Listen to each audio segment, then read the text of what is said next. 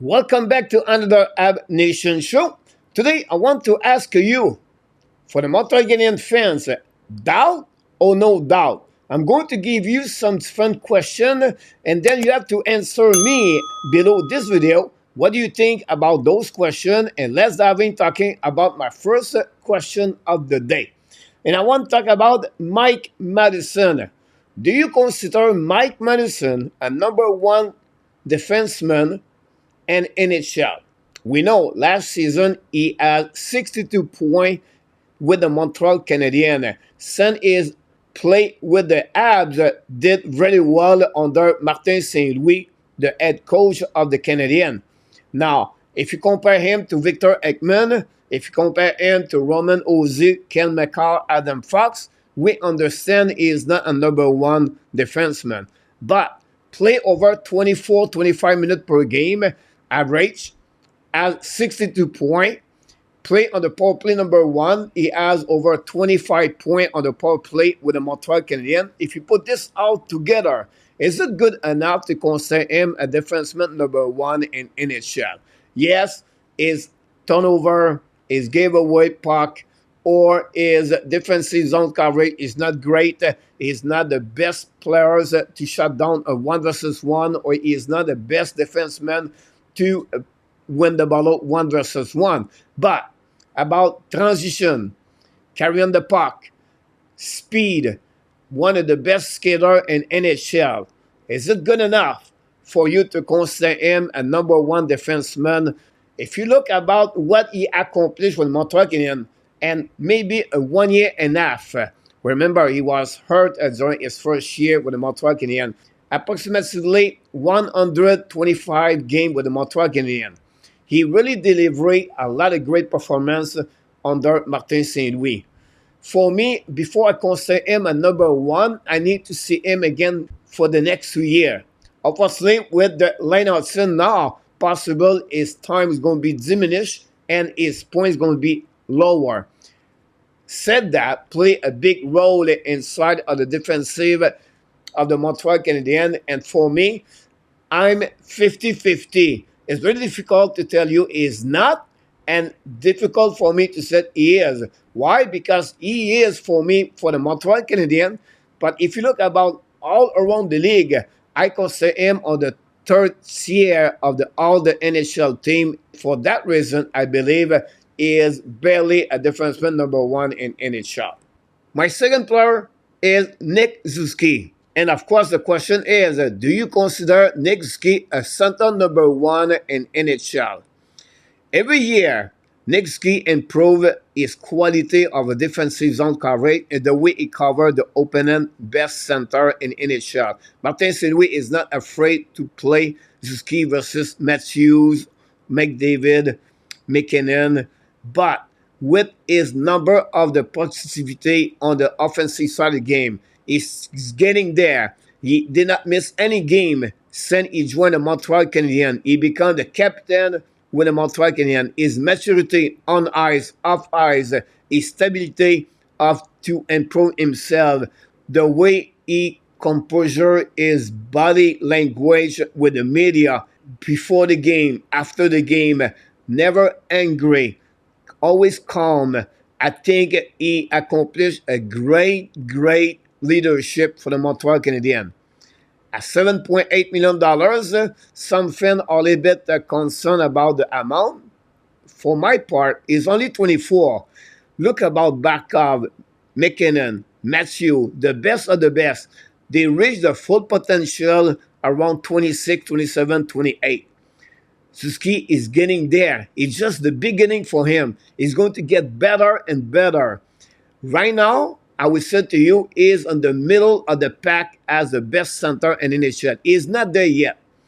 But in the next 2 years, no doubt in my mind, consider Nick Suzuki as the number one center in NHL. Now, maybe not on the top 10, but definitely for me, a top 20. He's going to become a better cover play center in NHL. He's going to increase the number of the point also, and he's going to increase his quality of his face-off. Plus his leadership, plus he's the captain, plus going to be more mature. Put this all together. This is all the skill and the tools to become a center number one in NHL. Only time will tell us, but no doubt in my mind, Suzuki is going to be a center number one in NHL. My next player, but is a goaltender. And I'm talking about Samuel Montembeault. My question to you is, do you think Montembeault is a goaltender number one in NHL? We know what he already accomplished. We know Montreal Canadiens claim Montembeault from the Flood Panthers from the waiver list. Since that, Montembeault is getting better and better and better. Since the departure of Jake Allen, he got now the job number one with the Montreal Canadiens. But if you review his performance since he joined the Montreal Canadiens, his data analytics is pretty good. He carries now the load of the Montreal Canadiens for the at least 50 games for the upcoming season. But do you consider a Montembeault a goaltender number one in NHL? Have a doubt of Montembeault will be a number one goaltender in NHL. I don't see him on the same caliber like Chesterkin or Zorokin or Popovsky, Vasilevsky, the top of the top. Said that, I see him more as a goaltender tier 3 of the 32 team in NHL. If you consider him at that level, for me, he's not a goaltender number one, and I have a doubt he will be at some point. He will hanging the Montreal Canadiens for the next 1 or 2 years until Jacob Fowler joins the Montreal Canadiens. But obviously, I don't see Samuel Montembeault as a goaltender number one in NHL and also with the Montreal Canadiens at long term. My next player is not a player established yet in NHL, but the potential of this player is amazing. I'm talking about Lane Hutson. So my question to you is, do you have a doubt or no doubt it could become an NHL number one for the Montreal Canadiens? I know some of you are a little bit concerned at some red flag because he's 5'10", 160 pounds, and you worry about his body. If you consider Quinn Hughes, another 5'10" in NHL, a little bit bigger, I understand that. But the way Lane Hutson play, he is really unicorn. They never see a player like Lane Hutson. How are you going to transform his play from the NCAA to the NHL? We don't know yet. But if you talk about the ice ceiling for all the defensemen with the Montreal Canadiens, I'm talking about Raybacker, Mayu, Cooley, Engstrom. I feel Lane Hutson has the most potentially skill and talent to become the number one defenseman at long term with Montreal Canadiens. His IQ, his hockey sense, his skating edge work, how shifty he is, how he controls the puck, how he produces on a power play. This is the kind of quarterback Montreal Canadiens never have since the departure of Andrei Barkov and Piquet Subban. For me, I consider at this moment, no doubt in my mind, Lane Hutson is going to be a number one defenseman with the Montreal Canadiens. By the way, before I move on for my last player of the day, don't forget to send me an email talking about the Montreal Canadiens. If you have any question about the Montreal Canadiens or the NHL or the prospect NHL Draft 2025, send an email, askcoachfrenchy@gmail.com. Then we're going to take your question live at some point, or I'm going to recording a video and answer to all of your questions at the same time. So again, askcoachfrenchy@gmail.com. Finally, my last player is Alex Newhook. No doubt or doubt. My question is more this way. Do you consider Alex Newhook the most underrated player for the Montreal Canadiens?